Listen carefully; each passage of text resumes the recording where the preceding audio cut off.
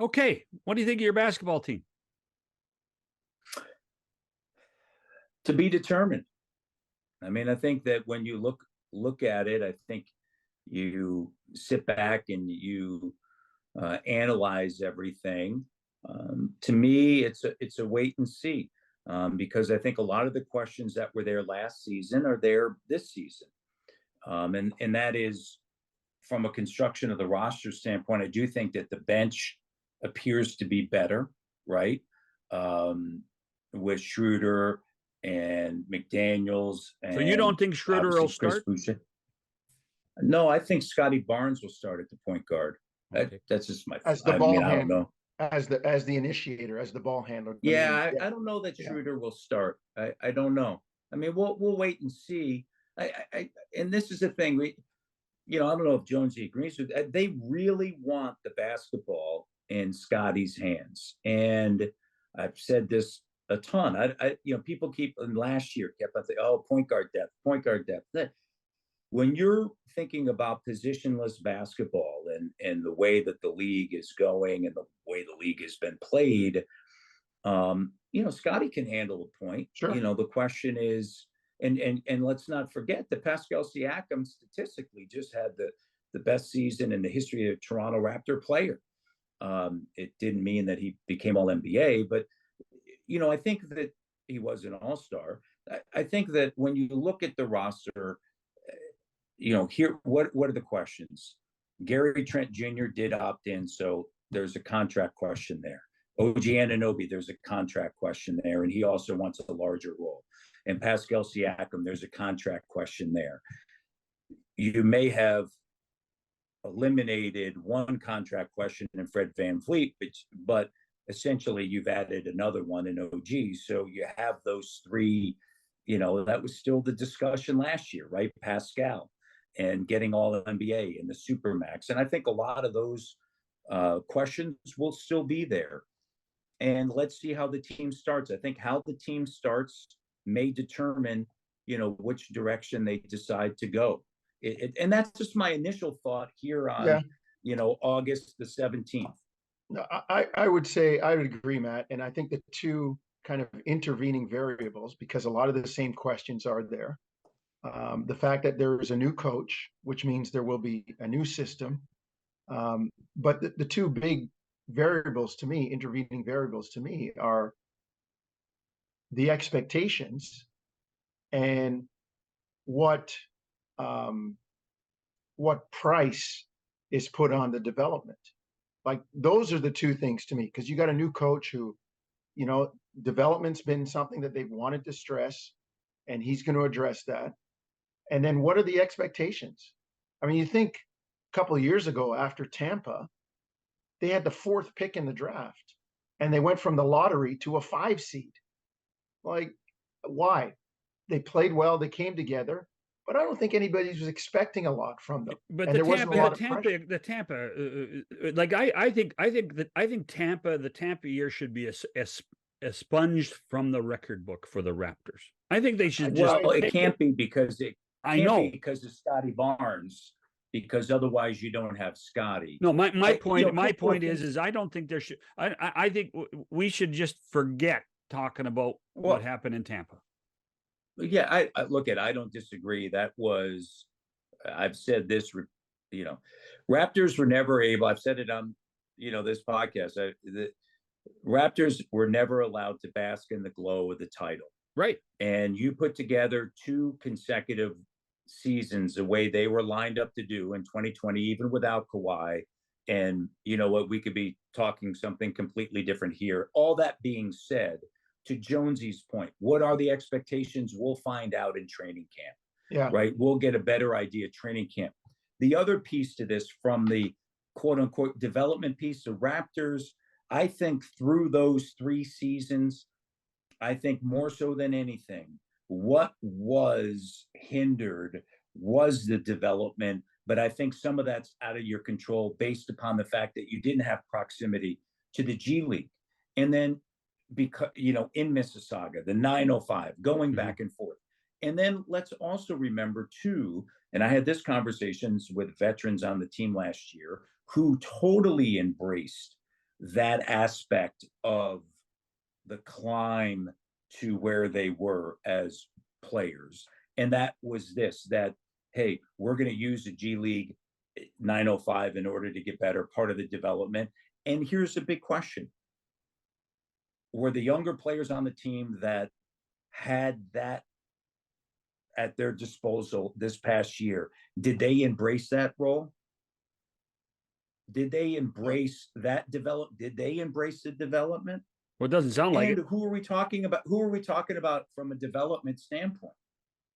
Like, Delano Banton's now in Boston. Justin Champagnie is in Miami, which is all fine, by the way, right? So as you look at this team, you're going to look at the development of Scotty Barnes. Can he shoot? Right? Has he taken the next step there? He can distribute. He can rebound. I think he can run a team too. Yeah. And Pascal Siakam, but there's going to be a growing piece of that.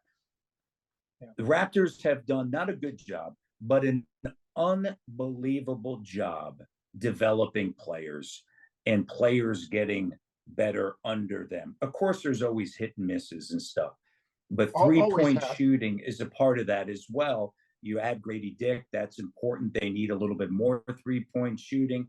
Dennis Schroeder, I think, is a phenomenal pickup. I talked to Gordy Herbert about him, who's the head coach for Team Germany.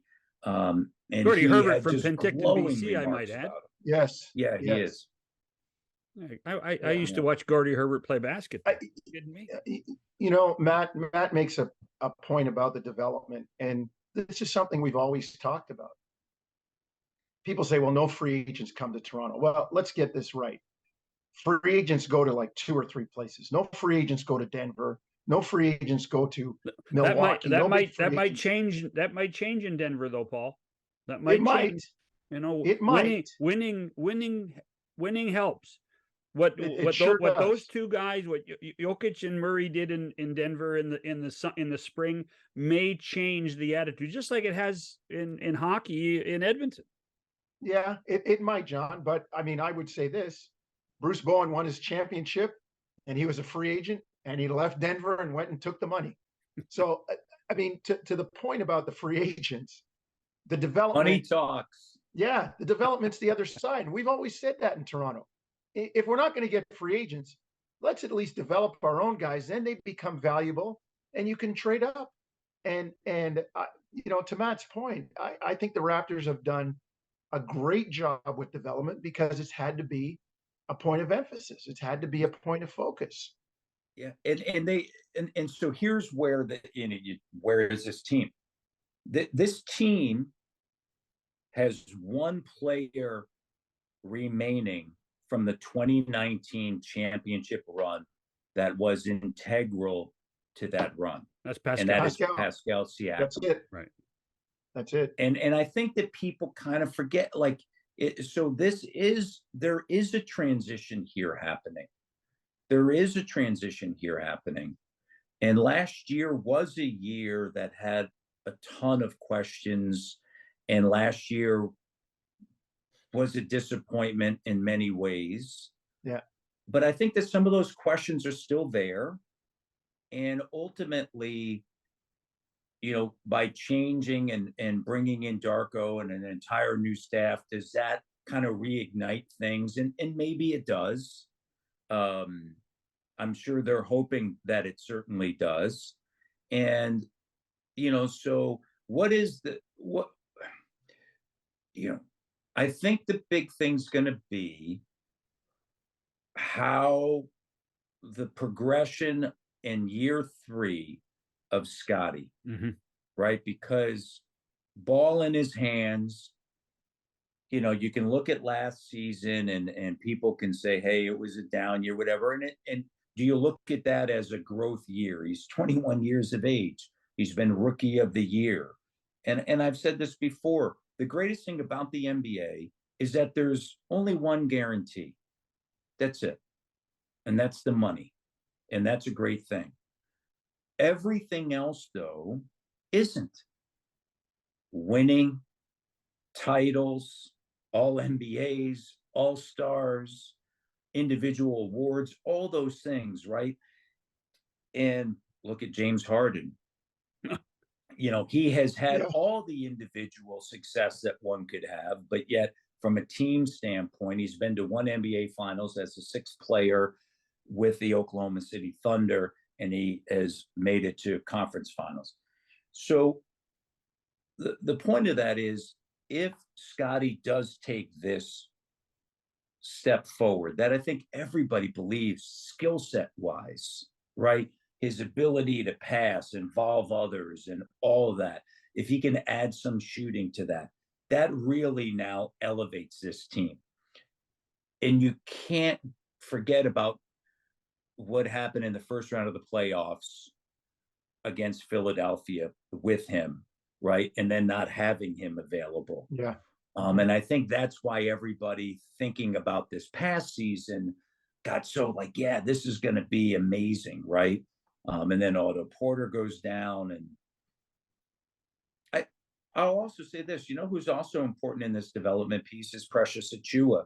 And I say that because his willingness to, let's see if he wants to be more of a wing player. Has he developed his skill set such that that's where he'll be?